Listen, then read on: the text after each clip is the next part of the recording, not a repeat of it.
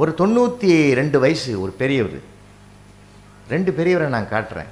92 வயசு பெரியவர் ஒருத்தர், அவரை போய் பார்க்குறதுக்கு வெளிநாட்டிலேருந்து அவர் நண்பர் வந்துட்டார்.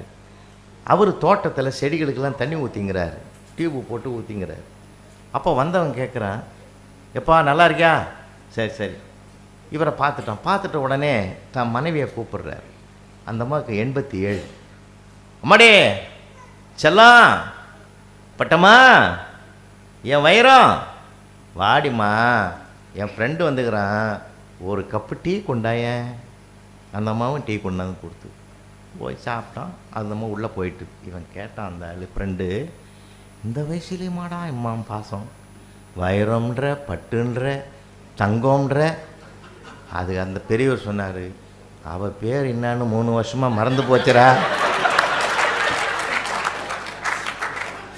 நான் என்னமோ சொல்லி வண்டி ஓட்டிங்கிறேன்,